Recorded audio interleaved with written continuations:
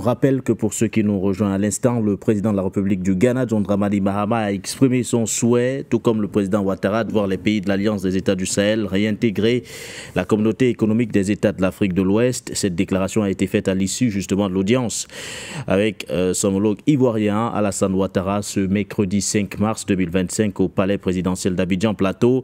Pour John Dramani Mahama, le dialogue reste ouvert pour ramener justement ces pays au sein de l'organisation.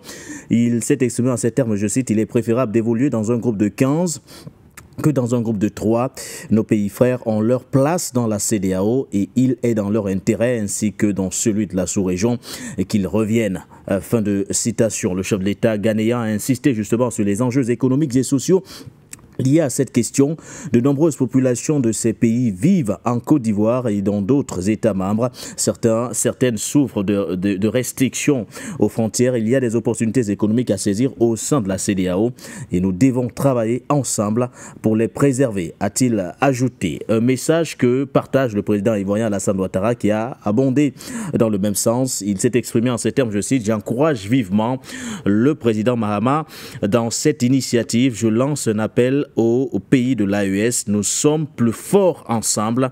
Il est essentiel que nous poursuivions notre chemin en tant que communauté de 15 nations. » Alors, patient parfait d'homme, oui, la CEDEAO, il faut complètement la refaire, il faut la refonder, réformer. Vous avez dit, il faut changer de dirigeant. Pourquoi pas avoir d'autres, John Mahama, revenir à la tête de certains États de l'Afrique de l'Ouest. Mais dans le fond, il faudrait tout de même qu'on se pose les bonnes questions aujourd'hui avec les errements de cette organisation, patient parfait d'homme. On se pose la question, comment cette CEDEAO, fondée en 1975 à Lagos, avec pour vocation l'intégration économique, s'est transformée en une organisation de gestion de crise, parce que c'est surtout dans ce domaine qu'elle a lamentablement échoué, celui de la gestion des crises politiques en Afrique de l'Ouest. Bon, à la défense de la CEDEAO, il faut quand même remarquer qu'elle n'est pas la seule organisation mondiale qui a échoué. Oui. Le monde est passé par une période où il y avait encore la volonté du capitalisme impérialiste de dominer toutes les sphères d'organisation à la fois politique et sociale dans le monde. Oui. Tentant même de s'immiscer dans nos pratiques de vie au quotidien par une imposition d'une nouvelle civilisation. C'est la civilisation LGBTiste et tout ce que vous savez. Et fluide qu'on a tenté de nous imposer. Donc la CEDEAO, ce n'est pas une exception dans cette espèce de chien-lit qui a traversé complètement notre planète. Mais certainement encore beaucoup plus au niveau de l'Afrique parce que c'était le continent qui demeure encore à la périphérie, n'est-ce pas, de jeux politiques internationaux. Donc, il faut tenir compte aussi qu'il y a des évolutions qui commencent à se produire et en Afrique de l'Ouest et en Afrique tout court. Il y a de nouveaux dirigeants qui arrivent. Ces dirigeants sont moins assujettis à l'ordre international capitaliste que comme l'ont été leurs prédécesseurs d'hier. Je pense que on peut par exemple changer même de nom.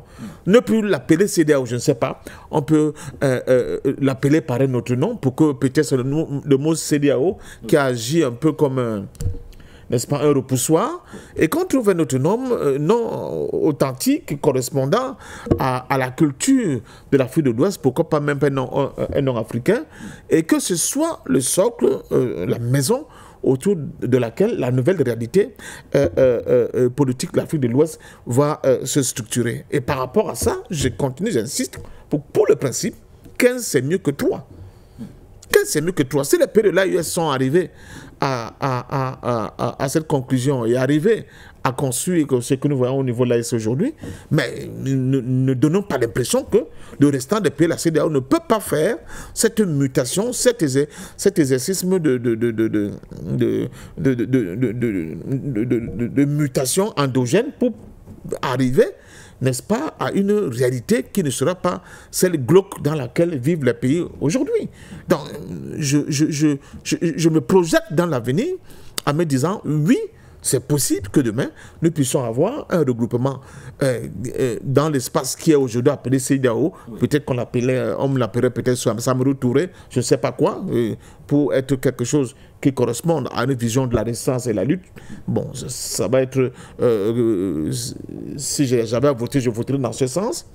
Mais qui vont se mettre à planter sur les fonds baptismaux de cette organisation des questions de souveraineté, les questions de défense des populations, les questions de développement endogène de l'ensemble de ce pays, mais surtout les questions de fraternité et d'union pour une Afrique de demain encore plus unie. C'est ça ma vision. Et dans cette vision-là, je ne vois pas comment les pays de l'AES ne pourraient pas rentrer là-dedans.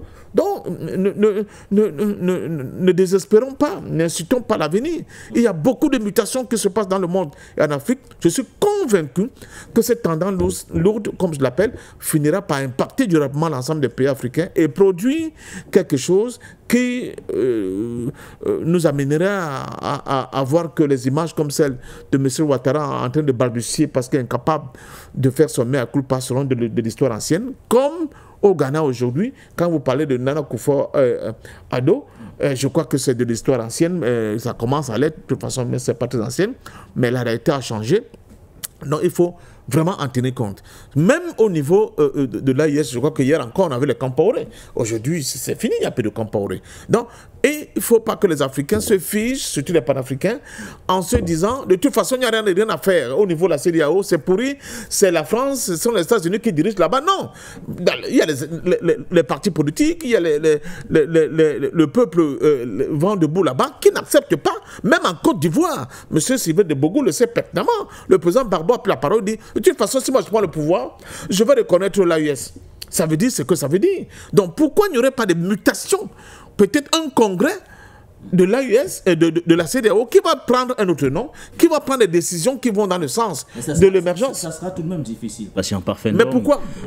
Pourquoi vous pensez que ce soit difficile? On parle du Ghana. Oui. C'est un cas isolé tout de même. Non, ce n'est pas un cas isolé. On ne peut pas miser sur une mutation aussi collective. Mais c'est dangereux si vous, un panafricain... Pour que tout change de cette façon. Mais si vous, un panafricain, vous n'avez pas cet espoir, alors vous ne luttez pas. Je ne parle pas d'espoir. Je ne parle pas d'espoir. Mais écoutez, combien de temps cela mettra pour que nous ayons justement cette mutation? Combien de temps nous a-t-il fallu pour avoir l'AES?